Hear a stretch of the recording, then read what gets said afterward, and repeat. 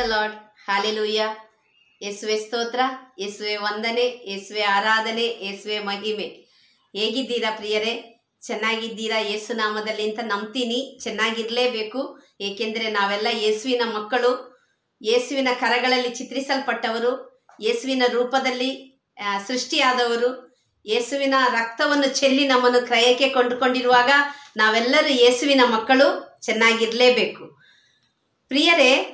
ಫಿಲಿಪ್ಪಿ 4:13 ದೇವರ ವಾಕ್ಯ ಹೇಳುತ್ತೆ, ಕ್ರಿಸ್ತೇಸುವಿನ ಮುಖಾಂತರ ಸರ್ವವನ್ನು ಸಾಧಿಸುವ ಸಾಮರ್ಥ್ಯ ನನಗಿದೆ.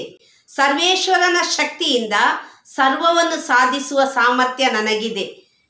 ನಾವು ನಾವಾಗಿ ಏನಾದರೂ ಮಾಡ್ತೀವಿ ಅಂತ ಹೇಳಿದ್ರೆ ಕೆಲವೊಮ್ಮೆ ನಮಗೆ ಆಗದೇ ಇರ್ಬೋದು. ದೇವ್ರ ವಾಕ್ಯ ಹೇಳುತ್ತೆ, ಮನುಷ್ಯನಿಗೆ ಅಸಾಧ್ಯವಾದುದು ದೇವರಿಗೆ ಸಾಧ್ಯ.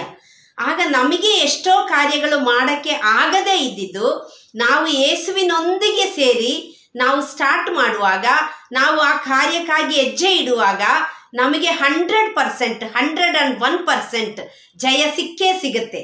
ನಿಜವಾಗಿಯೂ ನನ್ನ ಎಕ್ಸ್ಪೀರಿಯನ್ಸೇ ಎಷ್ಟೋ ಸಲ. ಕೆಲವೊಮ್ಮೆ ನನಗೆ ಕೆಲವರು ಫೋನ್ ಮಾಡಿ ಪ್ರೇಯರ್ ಕೇಳ್ಕೊಳ್ತಾರೆ.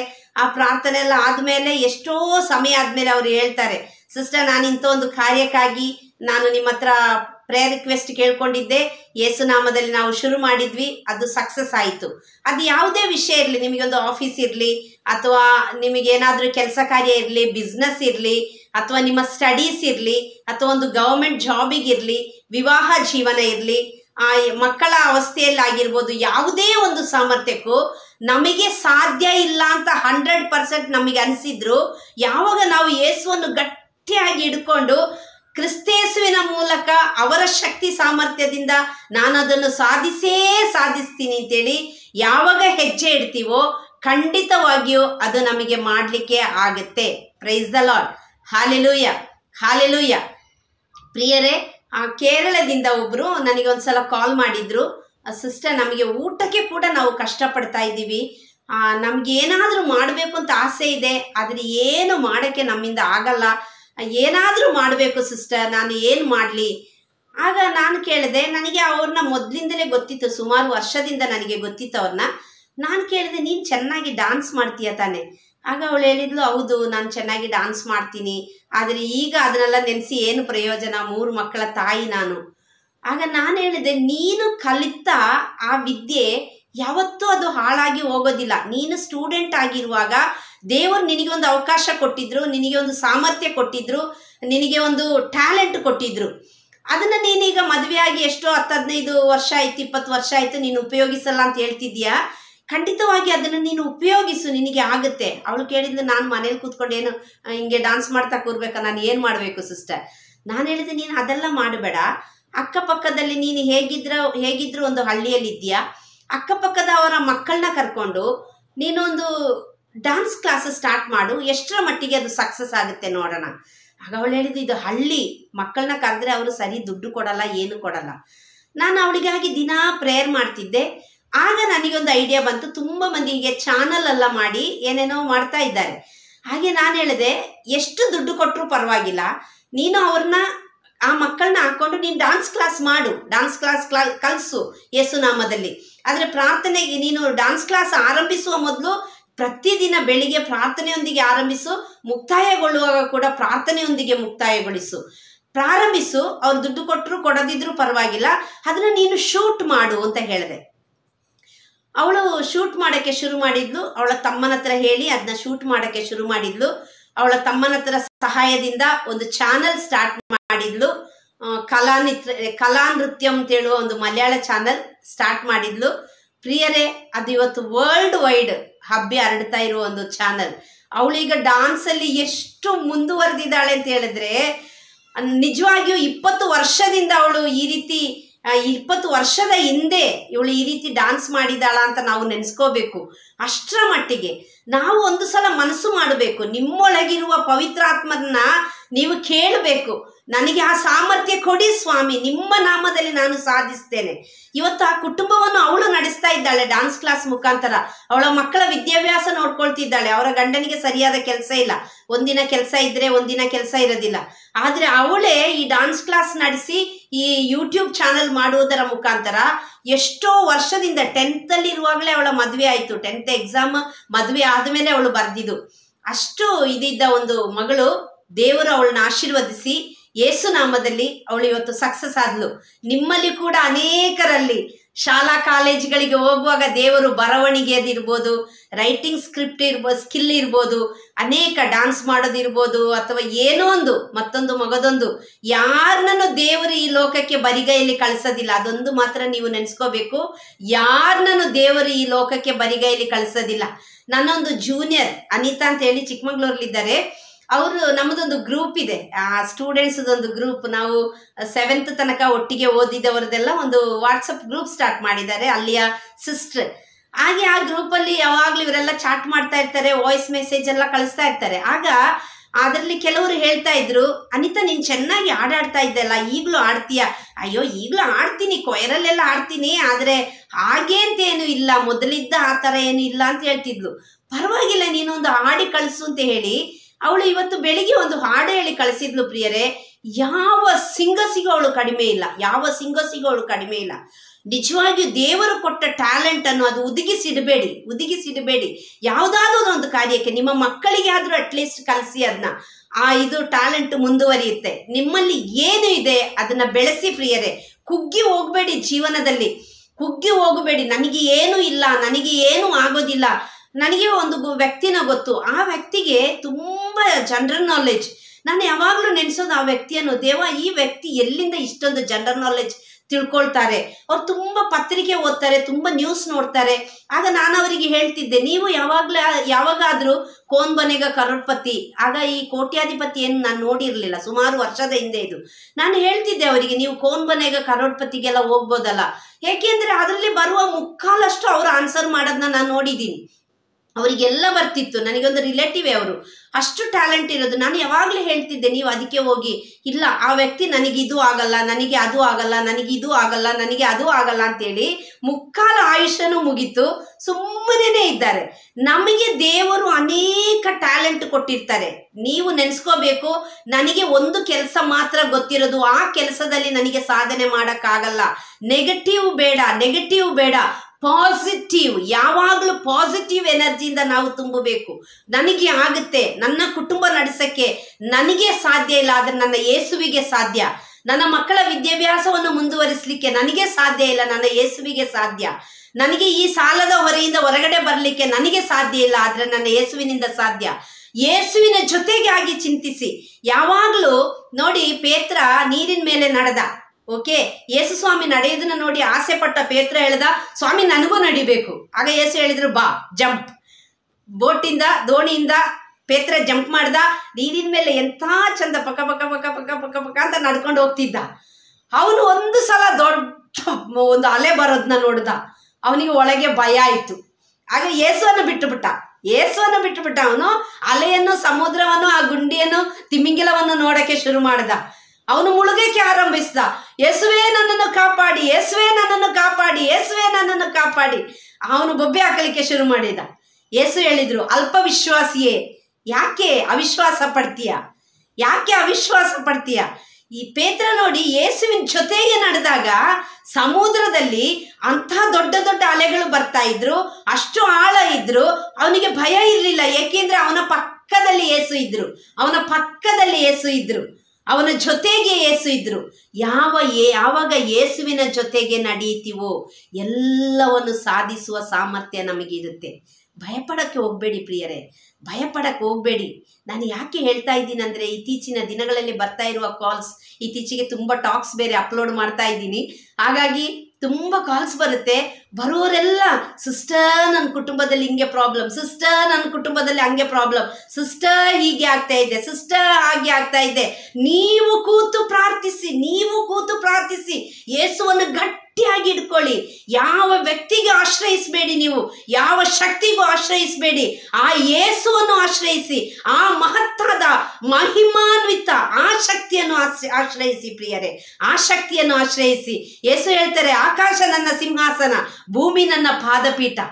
ನಿಮಗೆ ಎಷ್ಟು ದೊಡ್ಡ ಸಾಲ ಇರಲಿ, ಎಂಥದೇ ಅವಸ್ಥೆಯಲ್ಲಿರಲಿ, ಎಂಥದೇ ವ್ಯವಸ್ಥೆಯಲ್ಲಿರಲಿ, ಯಾವ ದೊಡ್ಡ ರೋಗಿಗಳಾಗಿರಲಿ, ಈ ಲೋಕದಲ್ಲಿ ಸತ್ತವರಿಗೆ ಜೀವ ಕೊಡಲಿಕ್ಕೆ ಯಾರಿಗಾದರೂ ಸಾಧ್ಯ ಇದೆಯಾ ಪ್ರಿಯರೇ? ಖಂಡಿತವಾಗಿಯೂ ಇಲ್ಲ. ಖಂಡಿತವಾಗಿಯೂ 100%, 101% ಯಾರಿಗೂ ಸಾಧ್ಯ ಇಲ್ಲ. ಕೊಳೆತು ಹೋದ ಲಾಜರ ಸತ್ತು 4ನೆಯ ದಿನದಲ್ಲಿ ಯೇಸು ಜೀವ ಕೊಟ್ಟರು. ಯೇಸುವಿಗೆ ಮಾತ್ರ ಅದು ಸಾಧ್ಯ. ಕುಂಟರನ್ನು, ಕುರುಡರನ್ನು, ಕುಷ್ಠರೋಗಿಗಳನ್ನು ಮುಟ್ಟಿ ಸೌಖ್ಯಪಡಿಸಿದ ಯೇಸು, ಆ ಯೇಸುವಿಗೆ ಮಾತ್ರ ಅದೆಲ್ಲವನ್ನು ಮಾಡೋಕ್ಕೆ ಸಾಧ್ಯ. ಆ ಯೇಸುವನ್ನು ಗಟ್ಟಿಯಾಗಿ ಇಟ್ಕೊಳ್ಳಿ. ಬಿಡುಗಡೆದಾಯಕ ನಮ್ಮೊಳಗಿರುವ ಯೇಸು, ನಮ್ಮೊಂದಿಗಿರುವ ಯೇಸು, ಅವರ ಹೆಸರು ಇಮ್ಯಾನ್ಯುಯಲ್. ನಮ್ಮೊಳಗಿರುವವರು ಅವರು, ನಮ್ಮೊಡನೆ ಇರುವವರು ಅವರು. ಅವ್ರನ್ನ ಗಟ್ಟಿಯಾಗಿ ಇಟ್ಕೊಳ್ಳಿ. ಮನುಷ್ಯರಿಗೆ ಅಸಾಧ್ಯವಾದುದು ದೇವರಿಗೆ ಸಾಧ್ಯ. ನೀನು ಕಷ್ಟ, ದುಃಖ, ನೋವು, ನಿರಾಶೆ, ಸೋಲು ಅಂತ ಹೇಳುವ ನದಿಯ ನೀರಿನ ಮೇಲೆ ನೀನು ಹಾದು ಹೋಗ್ತಾ ಇದ್ರು ಆ ನದಿ ನೀರು ನಿನ್ನನ್ನು ಮುಳುಗಿಸೋದಿಲ್ಲ. ನೀನು ಚಿಂತೆ, ಅಪಮಾನವೆಂಬ ಬೆಂಕಿಯ ಜ್ವಾಲೆ ನಡುವೆ ನೀನು ಹಾದು ಹೋಗ್ತಾ ಇದ್ರು ಆ ಬೆಂಕಿ ಜ್ವಾಲೆ ನಿನ್ನನ್ನು ದಹಿಸೋದಿಲ್ಲ. ಏಕೆಂತ ಹೇಳಿದ್ರೆ ನಿನ್ನೊಳಗೆ ಇರುವವರು, ನಿನ್ನೊಂದಿಗಿರುವವರು ಜೀವಿಸುವ ದೇವರು, ಅಡ್ರೆಸ್ ಕೊಟ್ಟು ಹೋದ ದೇವರು. ಆ ದೇವರು ಯಾವಾಗಲೂ 24/7 ಹಗಲಿನಲ್ಲಿ ಸೂರ್ಯನಂತೆ, ഇരുಳಿನಲ್ಲಿ ಚಂದ್ರನಂತೆ ನಿನ್ನನ್ನು ಕಾದು ನಡೆಸಿ ಪರಿಪಾಲಿಸುವ ದೇವರು ನಿನ್ನೊಂದಿಗಿದ್ದಾರೆ, ನಿನ್ನೊಳಗಿದ್ದಾರೆ. ಭಯಪಡಕ್ಕೆ ಹೋಗ್ಬೇಡ.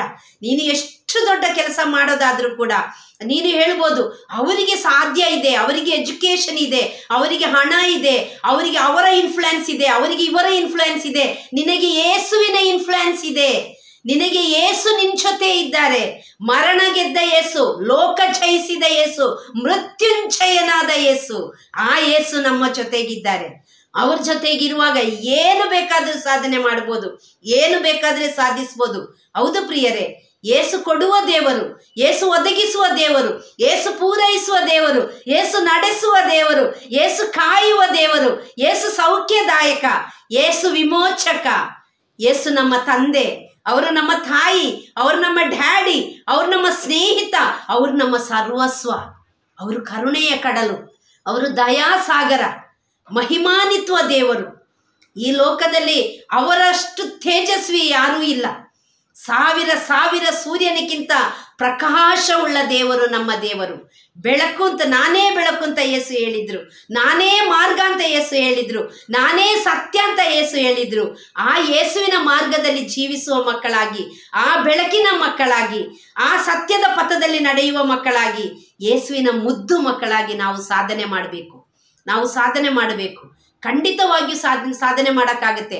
ನೋಡಿ, ಅನೇಕ ಧ್ಯಾನಕೂಟ ಕಳೆದಾಗ ತುಂಬ ಮಂದಿ ಬಂದು ನೆಕ್ಸ್ಟ್ ಧ್ಯಾನ ನಾವು ಅಲ್ಲಿಗೆ ಹೋಗುವಾಗ ಅವರು ಬಂದು ಸಾಕ್ಷಿ ಹೇಳ್ತಾರೆ, ಕಳೆದ ಸಲ ನಾನು ಧ್ಯಾನದಲ್ಲಿ ಭಾಗವಹಿಸಿದೆ, ಈ ಥರ ಅದ್ಭುತ ಆಯಿತು, ಆ ಥರ ಅದ್ಭುತ ಆಯಿತು. ಅದು ಯಾವುದೋ ಒಂದು ವ್ಯಕ್ತಿ ಮಾಡಿದ ಅದ್ಭುತ ಅಲ್ಲ, ಅಲ್ಲಿ ಯೇಸುವಿನ ಜೀವ ಕೊಡುವ ವಾಕ್ಯ ಬಿತ್ತರಿಸಲ್ಪಟ್ಟಾಗ ಆ ವಾಕ್ಯ ಅವರ ಹೃದಯದಲ್ಲಿ ಸಾವಿರದಷ್ಟು ಫಲಪ್ರದವಾದಾಗ ಆ ವಾಕ್ಯವನ್ನು ಅವರು ಇಟ್ಕೊಂಡು ಆ ವಾಕ್ಯದಂತೆ ಅವರು ಜೀವಿಸುವಾಗ, ಆ ಯೇಸುವನ್ನು ಗಟ್ಟಿಯಾಗಿ ಇಟ್ಕೊಂಡಾಗ ಅವರ ಜೀವನದಲ್ಲಿ ಅದ್ಭುತಗಳು ಅವರು ಕಂಡ್ರು. ಅವರ ಜೀವನದಲ್ಲಿ ಅವರು ಅದ್ಭುತಗಳು ಕಂಡ್ರು. ಅಯ್ಯೋ, ಏನೂ ಆಗಿಲ್ಲ, ಎಷ್ಟು ಬೈಬಲ್ ಓದಿದೆ, ಫುಲ್ ಬೈಬಲ್ ಓದಿ ಮುಗಿಸಿದೆ, ಏನು ಸಂಭವಿಸಿಲ್ಲ. ಆ ಬ್ರದರಿಗೆ ಕಾಲ್ ಮಾಡಿ ಪ್ರೇಯರ್ ಮಾಡಿಸ್ಕೊಂಡೆ, ಈ ಸಿಸ್ಟ್ರಿಗೆ ಕಾಲ್ ಮಾಡಿ ಪ್ರೇಯರ್ ಮಾಡಿಸ್ಕೊಂಡೆ, ಏನು ಸಂಭವಿಸಿಲ್ಲ. ಯಾವ ಬ್ರದರ್ ಆಗಲಿ, ಯಾವ ಸಿಸ್ಟ್ರಿಗಾಗಲಿ ಶಕ್ತಿ ಇಲ್ಲ. ಶಕ್ತಿ ಇರೋದು ನಮ್ಮ ಅಪ್ಪ ಯೇಸುವಿಗೆ ಮಾತ್ರ, ನಮ್ಮ ತಂದೆ ಯೇಸುವಿಗೆ ಮಾತ್ರ, ನಮ್ಮ ಸೃಷ್ಟಿಕರ್ತ ಯೇಸುವಿಗೆ ಮಾತ್ರ. ಅವರನ್ನು ಇಟ್ಕೊಳ್ಳಿ. ಮನುಷ್ಯನನ್ನು ಆಶ್ರಯಿಸಿದವನು ಶಾಪಗ್ರಸ್ತನು, ದೇವರನ್ನು ಯೇಸುವನ್ನು ಆಶ್ರಯಿಸುವವನು ಆಶೀರ್ವಾದ ಹೊಂದುತ್ತಾನೆ ಅಂತ ದೇವರ ವಾಕ್ಯ ಹೇಳುತ್ತೆ. ಗಟ್ಟಿಯಾಗಿ ಯೇಸಪ್ಪನನ್ನು ಇಟ್ಕೊಳ್ಳಿ ಪ್ರಿಯರೇ. ಒಂದು ಕ್ಷಣ ಕೂಡ ಬಿಡಬೇಡಿ. ನೀನು ಮಲಗುತ್ತಾ ಇರು, ನೀನು ಓದುತ್ತಾ ಇರು, ನೀನು ಓಡ್ತಾ ಇರು, ನೀನು ಕೆಲಸ ಮಾಡ್ತಾ ಇರು, ನೀನು ಊಟ ಮಾಡ್ತಾ ಇರು, ನೀನು ಸ್ನಾನ ಮಾಡ್ತಾ ಇರು, ನೀನು ಏನು ಬೇಕಾದ್ರೆ ಮಾಡ್ತಾ ಇರು. ಆ ಯೇಸುವಿನ ಜೊತೆಗೆ ನೀನಿರು, ಯೇಸುವಿನ ಜೊತೆಗೆ ನೀನಿರು. ನಿನ್ನ ಜೀವನದಲ್ಲಿ ನೀನು ಅದ್ಭುತ ಕಾಣ್ತೀಯ, ನಿನ್ನ ಜೀವನದಲ್ಲಿ ಅದ್ಭುತ ಕಾಣ್ತೀಯ. ಯೇಸುವಿಗೆ ಅಸಾಧ್ಯವಾದುದು ಈ ಲೋಕದಲ್ಲಿ ಯಾವುದೂ ಇಲ್ಲ, ಯಾವುದೂ ಇಲ್ಲ, ಯಾವುದೂ ಇಲ್ಲ. ನಾನು ಕೆಲವೊಮ್ಮೆ ಹೇಳಿದ್ದೀನಿ ಅಂತ ಕಾಣುತ್ತೆ. ಇದು ಆ್ಯಕ್ಚುಲಿ ನನ್ನ ಮಗಳನ್ನ ಫಸ್ಟ್ ನಾನು ಮೆಡಿಕಲ್ಗೆ ಫಾರಿನ್ಗೆ ಕಳಿಸುವಾಗ ನನಗೆ ಪಕ್ಕದಲ್ಲಿರುವ ಅಂಗಡಿಗೆ ಕೂಡ ಕಳಿಸಿ ಅಭ್ಯಾಸ ಇರಲಿಲ್ಲ. ಮತ್ತೆ ಅದು ದೊಡ್ಡ ಫೀಸ್, ಅಷ್ಟು ದೊಡ್ಡ ಮೊತ್ತ ಹೇಗೆ ಹೊಂದಿಸ್ತೀಯಾ, ಯಾಕೆ ಇದು ಮಾಡ್ತೀಯಾ, ಇನ್ನೊಂದು ವರ್ಷ ಇಲ್ಲೇ ಆಗಿ ಇದು ಮಾಡಲಿ, ಮತ್ತೆ ಇಲ್ಲೇ ಬೇಕಾದರೆ ಮೆಡಿಕಲ್ ಮಾಡಲಿ, ಅಥವಾ ಅವಳು BSc ನರ್ಸಿಂಗ್ ಮಾಡಲಿ, ತುಂಬ ಮಂದಿ ನನಗೆ ಅಡ್ವೈಸ್ ಮಾಡಿದರು. ಆದರೆ ಯೇಸುದು ಮಾತು ಮಾತ್ರ ನಾನು ಕೇಳಿದೆ, ನನ್ನ ಗಂಡ ಕೇಳಿದ್ರು, ನನ್ನ ಕುಟುಂಬ ಕೇಳಿತು. ಇನ್ನು ಒಂದೇ ವರ್ಷ ಇರೋದವಳು ಡಾಕ್ಟರ್ ಆಗಲಿಕ್ಕೆ, ಅದು ಯೇಸುವಿನ ಕರುಣೆ. ನನ್ನ ಮಗನಿಗೆ ಕೂಡ ಅವನು CETಗಾಗಲಿ ನೀಟಿಗಾಗಲಿ ಏನು ಓದಿರಲಿಲ್ಲ. ಇಲ್ಲಿ ಅವನು ISC ಸಿಲೆಬಸ್ಸಲ್ಲಿ ಸೆಕೆಂಡ್ PUC ಓದಿ 91% ತಗೊಂಡಿದ್ದ. ಆ ಸಮಯದಲ್ಲಿ ಅವನು ನಾನು ಏನು ಮಾಡೋದು ಮುಂದೆ ಅಂತ ಹೇಳುವಾಗ ಅವನಿಗೊಂದು ಗೋಲ್ ಇತ್ತು, ನಾನು ಆಸ್ಟ್ರೋನಾಟೇ ಆಗಬೇಕು, ನಾನು ಏರೋಸ್ಪೇಸಲ್ಲಿ BE ಮಾಡಬೇಕು, ರಿಸರ್ಚ್ ಮಾಡಬೇಕು ಅಂತ ಹೇಳುವ ಒಂದು ಇದಿತ್ತು. ಹಾಗೆ ಅವನು UK ಅಪ್ಲೈ ಮಾಡ್ದ. ಅಲ್ಲಿ ಅವನಿಗೆ ಸೀಟ್ ಸಿಕ್ತು, ಯಾವ ಎಕ್ಸಾಮ್ದು ಯಾವುದು ಇಲ್ಲದೆ ಸೀಟ್ ಸಿಕ್ತು. ಅದು ನಮಗೆ ತುಂಬ ದೊಡ್ಡ ಮೊತ್ತ, ಅಷ್ಟೊಂದು ದೊಡ್ಡ ಮೊತ್ತ ಎಲ್ಲಿ ಹೊಂದಿಸೋದು. ಮತ್ತೆ ಅದು ಮಾತ್ರ ಅಲ್ಲ, ಶೋ ಆಫ್ ಮನಿ 21 ಲಕ್ಷ ಕೇಳಿದ್ರು. ಅಷ್ಟು ನಮ್ಮ ಕೈಯಿಂದ ಸಾಧ್ಯ ಇಲ್ಲ ಅಂತ ಹೇಳಿ ಅದನ್ನ ನಾವು ಬಿಟ್ಟು ಬಿಟ್ವಿ. ನಾವು ಪ್ರಾರ್ಥಿಸ್ತಾ ಇದ್ವಿ. ಆ್ಯಕ್ಚುಲಿ ಅವಳನ್ನ ಮಗಳ ಹತ್ರನೇ ಯುಕ್ರೇನ್ಗೆ ಕಳ್ಸೋಕ್ಕೆ ನಮಗೆಲ್ಲ ಆಗಿತ್ತು. ಇನ್ನೇನು ವಿಸಾ ಬರಬೇಕು. ಆಗ ಕಳೆದ ಲಾಕ್ಡೌನ್ ಸಮಯದಲ್ಲಿ ಅವರು ಹೇಳಿದರು ನಮ್ಮ ಹತ್ರ, ನೀವು ಆನ್ಲೈನ್ ಒಂದು ಇಂಟರ್ವ್ಯೂ ಇರುತ್ತೆ. ಆನ್ಲೈನ್ ಇಂಟರ್ವ್ಯೂ ಅಂತ ಹೇಳುವಾಗ ನಾವು ನೆನೆಸ್ಕೊಂಡ್ವಿ ಇಲ್ಲಿಂದಲೇ ಇಂಟರ್ವ್ಯೂ ಮಾಡೋದು ಅಂತ. ನಾಳೆ 2 ಗಂಟೆಗೆ ಇಂಟರ್ವ್ಯೂ ಆದರೆ ಇವತ್ತು 12 ಗಂಟೆಗೆ ಕರೆದು ಹೇಳ್ತಿದ್ದಾರೆ, ನೀವು ಡೆಲ್ಲಿಯಲ್ಲಿ ಬಂದು ಇಂಥ ಇದರಲ್ಲಿ ರೂಮ್ ನಂಬರ್ ಇಂಥದ್ರಲ್ಲಿ ನೀವು ಕಾಯ್ತಾ ಇರಬೇಕು, ಅಲ್ಲಿ ನಿಮಗೆ ಇಂಟರ್ವ್ಯೂ. 2 ಗಂಟೆಗೆ ಇಂಟರ್ವ್ಯೂ, 12 ಗಂಟೆಗೆ ನಾವು ಬ್ಯಾಂಗ್ಳೂರಲ್ಲೇ ಇದ್ದೀವಿ. ನಿಜವಾಗಿಯೂ ನಮಗೆ ತಲುಪಕ್ಕಾಗುತ್ತಾ?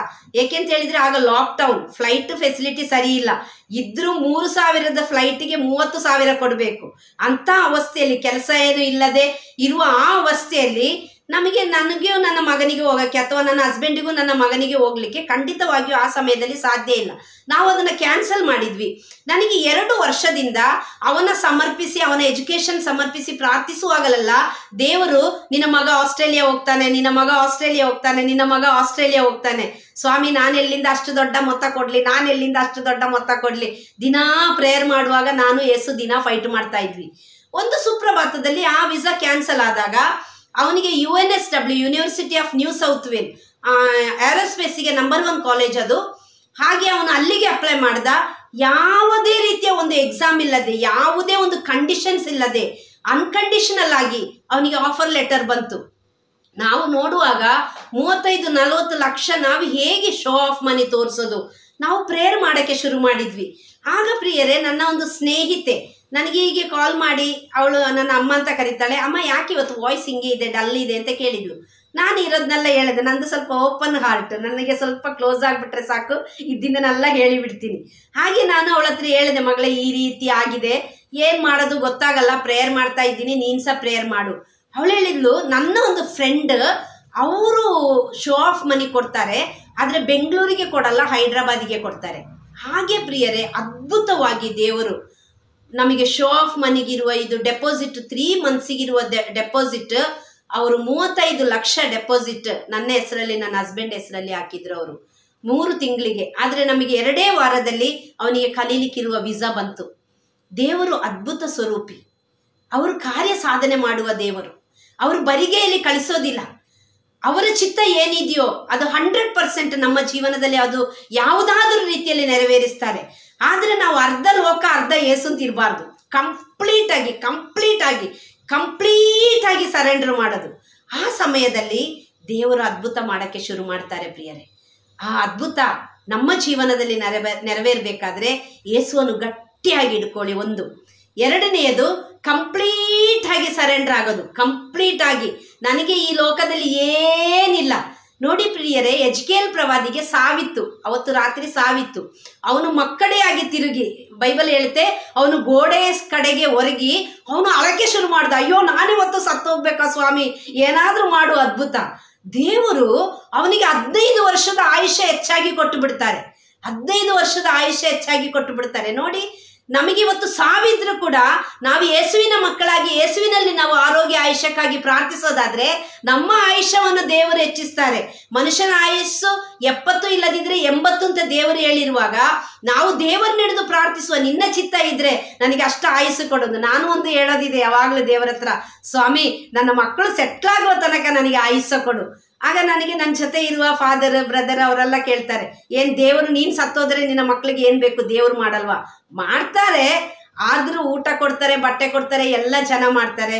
ತಾಯಿ ಪ್ರೀತಿ ಕೊಡ್ಲಿಕ್ಕೆ ಯಾರಿಗೆ ಆಗುತ್ತೆ? ಆಗ ಒಂದಿನ ಬ್ರದರ್ ಟಿ ಕೆ ಜಾರ್ಜ್ ಹೇಳಿದ್ರು, ಹೆತ್ತ ತಾಯಿಗಿಂತ ಮಿಗಿಲಾಗಿ ಪ್ರೀತಿಸುವ ಯೇಸು ತಾಯಿ ಪ್ರೀತಿಯನ್ನು ಕೂಡ ನಿನ್ನ ಮಕ್ಕಳಿಗೆ ಕೊಡ್ಲಿಕ್ಕೆ ಸಾಧ್ಯ. ನಾನು ಹೇಳಿದೆ 100% ದೇವರು ಅದು ಕೊಡಲ್ಲ ಅಂತ ಹೇಳಲ್ಲ, 100%, 101% ನನಗಿಂತ ಹೆಚ್ಚಾದ ಪ್ರೀತಿಯಿಂದ ನನಗಿಂತ ಒಳ್ಳೆ ಭವಿಷ್ಯವನ್ನು ಅವರಿಗೆ ಕೊಡಲಿಕ್ಕೆ ಯೇಸುವಿಗೆ ಸಾಧ್ಯ. ಆದರೆ ಒಂದು ಮನುಷ್ಯಳಾಗಿ, ಒಂದು ತಾಯಿಯಾಗಿ ನನಗೆ ಒಂದು ಇದಿದೆ, ನನ್ನ ಮಕ್ಕಳು ಸೆಟ್ಲಾಗುವ ತನಕ ನಾನು ನಿಂತು ಅವರ ಜೀವನವನ್ನು ರೂಪಿಸಬೇಕು, ನಾನು ನನ್ನ ಗಂಡ ಆರೋಗ್ಯ ಆಯುಷ್ಯದಲ್ಲಿ ಇರಬೇಕು ಅಂತ ಹೇಳಿ ನಾನು ಯಾವಾಗಲೂ ಪ್ರಾರ್ಥಿಸ್ತೀನಿ. Praise the Lord. Hallelujah, hallelujah. ಹೌದು ಪ್ರಿಯರೇ, ನನ್ನ ಜೀವನದಲ್ಲಿ ಅನೇಕ ಎಕ್ಸಾಂಪಲ್ಸ್ ಇದೆ, ಅನೇಕ. ಒಂದು ದಿನ ಇಡೀ ಹೇಳಿದ್ರೆ ಸಾಲದು, ದೇವರು ನಮ್ಮ ಜೀವನದಲ್ಲಿ ಮಾಡಿದ, ನಮ್ಮ ಕುಟುಂಬದಲ್ಲಿ ಮಾಡಿದ, ನಮ್ಮ ಸೇವೆಯಲ್ಲಿ ಮಾಡಿದ ಅದ್ಭುತಗಳನ್ನು ಒಂದು ದಿನ ಇಡೀ ಕೂತಿ ಹೇಳಿದ್ರು ಸಾಲಲ್ಲ. ನಿಮ್ಮ ಜೀವನದಲ್ಲಿ ಕೂಡ ಯೇಸು ಸ್ವಾಮಿ ಈ ರೀತಿ ಅನೇಕ ಅದ್ಭುತಗಳನ್ನು ಮಾಡಿರ್ತಾರೆ, ಅನೇಕ ಅದ್ಭುತಗಳನ್ನು. ಯಾರನ್ನ ಯೇಸು ಸುಮ್ಮನೆ ಬಿಡಲ್ಲ, ಸುಮ್ಮನೆ ಸೃಷ್ಟಿ ಮಾಡಿಬಿಟ್ಟು ನೀನು ನಿನ್ನಿಷ್ಟಕ್ಕೆ ಬದುಕು ಅಂತ ಯಾರನ್ನು ಹೇಳಲ್ಲ ಯೇಸು. ಏಕೆಂದರೆ ನಮ್ಮ ಮಕ್ಕಳ ಬಗ್ಗೆ ಹೆತ್ತ ತಂದೆ ತಾಯಿಯಾದ ನಮಗೆ ಇಷ್ಟೊಂದು ಅಕ್ಕರೆ ಇರುವಾಗ, ನಮ್ಮನ್ನು ಸೃಷ್ಟಿ ಮಾಡಿದ ನಮ್ಮ ಅಪ್ಪನಿಗೆ ಅದಕ್ಕಿಂತ 100ರಷ್ಟು, 1000ದಷ್ಟು, ಲಕ್ಷದಷ್ಟು, ಅನ್ಕೌಂಟೇಬಲ್, ಕೌಂಟ್ ಮಾಡಕ್ಕೆ ಆಗದಷ್ಟು ನಮ್ಮ ಮೇಲೆ ಅಕ್ಕರೆ ಇರುತ್ತೆ, ಪ್ರೀತಿ ಇರುತ್ತೆ, ಕಾಳಜಿ ಇರುತ್ತೆ, ಎಲ್ಲವೂ ಇರುತ್ತೆ, ಎಲ್ಲವೂ ಇರುತ್ತೆ. ಅದಕ್ಕೇನೆ ಪೇತ್ರರು ಹೇಳಿದ್ರು, 1 ಪೇತ್ರ 5:7 ಇಹಲೋಕದ ಚಿಂತಾಭಾರಗಳನ್ನು ಯೇಸುವಿಗೆ ವಹಿಸಿಕೊಡಿ, ಅವರಿಗೆ ನಿಮ್ಮ ಮೇಲೆ ಅಕ್ಕರೆ ಇದೆ. Praise the Lord. Hallelujah, hallelujah. ಕಣ್ಣುಗಳನ್ನ ಮುಚ್ಚಿ ಎದೆ ಮೇಲೆ ಕೈ ಇಟ್ಟು ಎಲ್ಲರೂ ಯೇಸುವೆ ಸ್ತೋತ್ರ, ಯೇಸುವೆ ವಂದನೆ, ಯೇಸುವೆ ಆರಾಧನೆ, ಯೇಸುವೆ ಮಹಿಮೆ ಸ್ವಾಮಿ. ಯೇಸುವೆ ನಮ್ಮೊಳಗೆ ನೀವಿದ್ದೀರ ಸ್ವಾಮಿ, ಅದಕ್ಕಾಗಿ ಸ್ತೋತ್ರ ಯೇಸುವೆ. ನಮ್ಮ ಜೀವನದಲ್ಲಿ ಅನೇಕ ಕಾರ್ಯ ಸಾಧನೆ ಮಾಡಲು ನೀವು ನಮ್ಮೊಂದಿಗಿರುವುದಕ್ಕಾಗಿ ಸ್ತೋತ್ರ ಯೇಸುವೆ. ನಿಮ್ಮಲ್ಲಿ ಆಗಿದ್ದುಕೊಂಡು ನಾವು ನಿಮ್ಮ ಸಾಮರ್ಥ್ಯದಲ್ಲಿ ಆತುಕೊಂಡು ಜೀವಿಸಿ ಯೇಸುವೆ ಸಕಲವನ್ನು ಸಾಧಿಸುವ ಕೃಪೆ ನಮಗೆ ಕೊಡುವುದಕ್ಕಾಗಿ ಸ್ತೋತ್ರ ಯೇಸುವೆ. ನಮ್ಮ ಬಲಹೀನತೆಯಲ್ಲಿ ನಿಮ್ಮ ಕೃಪೆ ಕರುಣೆ ಇಳಿದು ಬಂದಿದ್ದಕ್ಕಾಗಿ ಸ್ತೋತ್ರ. ನಮ್ಮ ಅನಾರೋಗ್ಯದಲ್ಲಿ ನಿಮ್ಮ ಆರೋಗ್ಯ ಇಳಿದು ಬಂದಿದ್ದಕ್ಕಾಗಿ ಸ್ತೋತ್ರ ಯೇಸುವೆ. ನಮ್ಮ ಚಿಂತೆಯಲ್ಲಿ, ನಮ್ಮ ದುಃಖದಲ್ಲಿ ನಿಮ್ಮ ಬಿಡುಗಡೆ ಇಳಿದು ಬಂದಿದ್ದಕ್ಕಾಗಿ ಸ್ತೋತ್ರ. ನಮ್ಮ ನೋವಿನಲ್ಲಿ ನಿಮ್ಮ ಸಂತೋಷ, ಆನಂದ ಇಳಿದು ಬಂದಿದ್ದಕ್ಕಾಗಿ ಸ್ತೋತ್ರ ಯೇಸುವೆ. ನಮ್ಮ ಸಾಲದ ಅವಸ್ಥೆಯಲ್ಲಿ ಯೇಸುವೆ ನಿಮ್ಮ ಐಶ್ವರ್ಯ ಇಳಿದು ಬಂದಿದ್ದಕ್ಕಾಗಿ ಸ್ತೋತ್ರ. ನಮ್ಮ ಕೊರತೆಯ ಅವಸ್ಥೆಯಲ್ಲಿ, ನಮ್ಮ ಬಲಹೀನತೆಯುಳ್ಳ ಅವಸ್ಥೆಯಲ್ಲಿ ನಿಮ್ಮ ಬಲ, ಕೃಪೆ, ಕರುಣೆ ಇಳಿದು ಬಂದಿದ್ದಕ್ಕಾಗಿ ಸ್ತೋತ್ರ. ನಿಮ್ಮ ಕರುಣೆ ಸದಾ ನಮ್ಮನ್ನು ಆವರಿಸಿಕೊಂಡು ಯೇಸುವೆ ನಮ್ಮೆಲ್ಲರನ್ನು ನಿಮ್ಮ ಕೃಪೆಯಿಂದ, ಕರುಣೆಯಿಂದ ತುಂಬಿಸಿ ಈ ವಿಡಿಯೋ ವೀಕ್ಷಿಸುವ ಸರ್ವರು ಅವರಾಗಿರುವ ಜಾಗದಲ್ಲಿ, ಅವರಾಗಿರುವ ಅವಸ್ಥೆಯಲ್ಲಿ ಈ ನಿಮಿಷದಲ್ಲಿ ಮುಟ್ಟಿ ಬಲಪಡಿಸಿ, ಶಕ್ತಿಪಡಿಸಿ ಯೇಸುವೆ ನಿಮ್ಮ ಕರುಣೆಯಿಂದ ತುಂಬಿಸಿ, ಎಲ್ಲ ಕಣ್ಣೀರು ಒರೆಸಲ್ಪಟ್ಟು ಯೇಸುವೆ ಶಕ್ತಿ ಸಾಮರ್ಥ್ಯದಿಂದ, ಬಲದಿಂದ ತುಂಬಿಸಿ ಕೈ ಹಿಡಿದು ನಡೆಸುವುದಕ್ಕಾಗಿ ಸ್ತೋತ್ರ ಯೇಸುವೆ.